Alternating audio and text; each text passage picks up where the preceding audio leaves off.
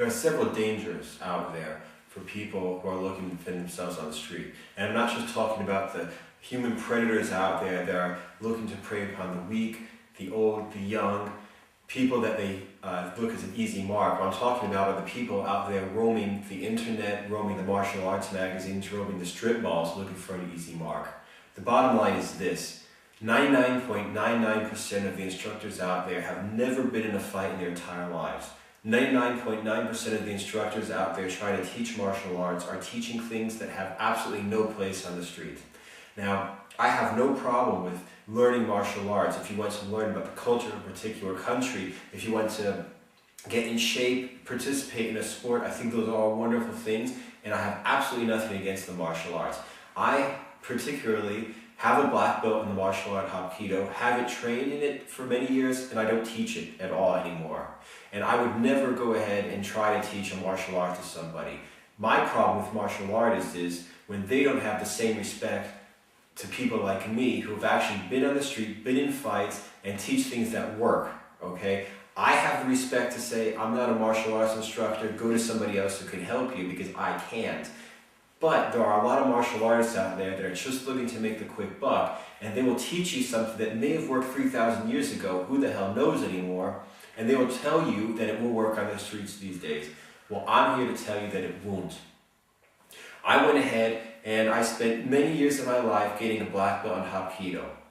Went out when I was just out of high school, just went ahead and joined the army, was drinking in the barracks, and a guy just about strangled my ass. And there was nothing I could do about it, even though the martial art of Hapkido is well known as a self-defense martial art, even though the martial art of Hapkido specifically teaches you how to get out just about any hole you can. Well, I couldn't get out of this hole. And the only thing that saved my ass on that day is the two other guys that happened to be with me in the barracks that finger by finger pulled me out of this guy's death grip. Otherwise, I'd be dead today. That day I decided I'm never going to be in this situation again. And that day I decided, screw the martial arts, I want to survive. And this is the decision that you need to make as well.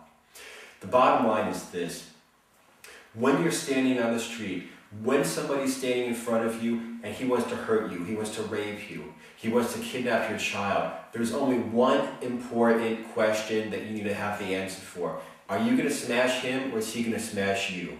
One of you people is going to beat the other person until a bloody pulp. That's it. You're not going to roll up a newspaper and smack him around with it like you learned in your YMCA martial arts self-defense class. You're not going to do a perfect block, jump in the air, kick him in the head like you saw in Matrix. One of you guys is going to get the shit kicked out of him, lay on the ground bleeding. Hopefully, if it's you, the guy will stop kicking you where you stop moving. The bottom line is, can you smash him or can he smash you? And this is the question that you need to find the answer for. And this is the question that you need to prepare yourself for. I've learned in my years of martial arts training a whole bunch of stuff, and I got myself in really good shape. Learned a lot about the Korean culture, and I'm very proud of myself for having received a black belt. I've disciplined myself. I've learned lots of wonderful things. Doesn't help you a damn in a street fight. I went ahead and learned from some of the best street fighters I could, and then when I realized that I wanted to put myself to the test, I got a job working at the door of a discotheque, and then later another bar, and in between a couple of table dance places here in Germany, where I got in fights on a bad night or a good night, whatever you want to call it. I was in more than one fight in one night. Okay, I've had people try to hit me with bottles. I've found knives on people when I was searching them when they're at the door. I've worked with other guys that have gotten stabbed. I've worked with other guys that have gotten hit with bottles. I've been hit with bottles myself.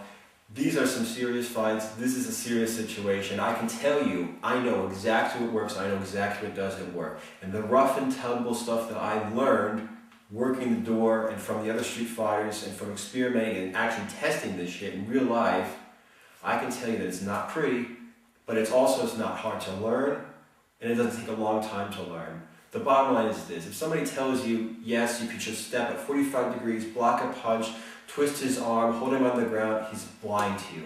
If I go ahead and tell you this is how you basically headbutt a person, these are situations where you can go ahead and get more effective biting a person, things like this, tips and tricks that aren't exactly perfect, but you could apply them in just about any situation because they're not perfect, because they're just techniques, tactics, tricks, dirty tricks that will save your ass when you're in a jam, when your back's to the wall, when you're screwed. That's the kind of thing that will get you out of a bad situation. Question is, how are you going to learn this? I can't be everywhere and I can't teach everyone. Not everyone has access to a street fighter, an experienced bouncer, some cops that have actual combat experience. So where does the average person who lives in the suburbs maybe, who doesn't really have anything to do with this kind of violent lifestyle, where does he go to? I've decided to come up with an answer for all of you.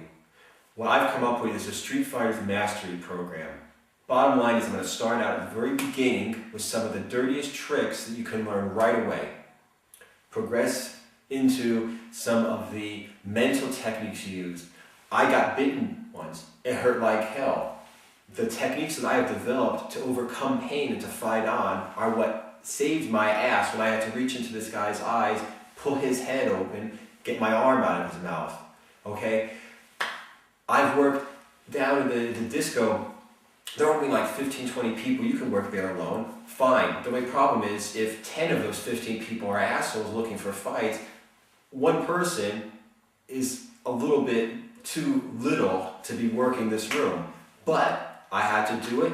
I had to deal with the fear that I had before there was even a fight. And I'm not talking about after a fight started. Situational awareness. How you can see somebody's coming if he's going to be a threat. How you can see if a person, the way he's acting, the way he's dressed, is the person armed, is he not? Seeing these things in advance before it even happens, maybe you can avoid the fight.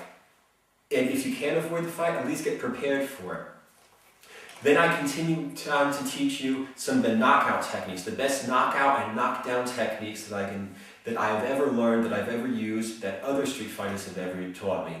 How to hit without breaking your hand, where to hit to get the most effect, how to move your body to generate power, say, depending upon physical strength or speed or explosiveness.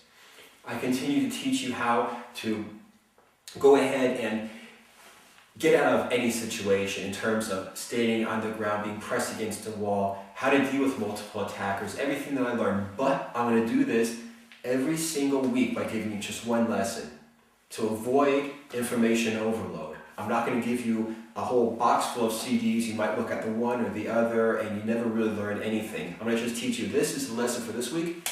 You have a whole week to learn. You have a whole week to listen to the MP3 or a whole week to watch the video.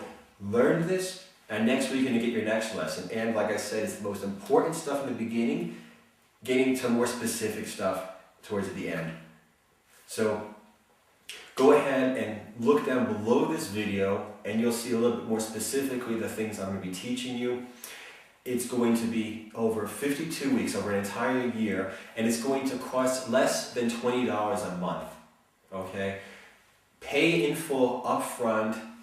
Get your lessons, one every single week for the next 52 weeks, plus the other things I'm going to be sending out to you that I don't consider to be part of the curriculum. The case studies where I show you a specific street fight and I break it down to show you what the person that won did right, what the person that lost or got his ass kicked did wrong, how to improve upon it. I'll be answering your questions.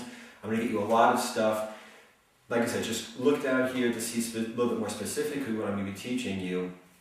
But for less than $20 a month, you can't even go in and get one of these ineffective martial arts self-defense courses at the YMCA for $20 a month, okay? You can't bring your kid over to some kinder karate martial arts course for $20 a month, but you'll get the absolute best of everything that I've learned in my years of working the door, my years of just being a dirtbag that happens to be on the wrong side of the tracks more than often on the weekends.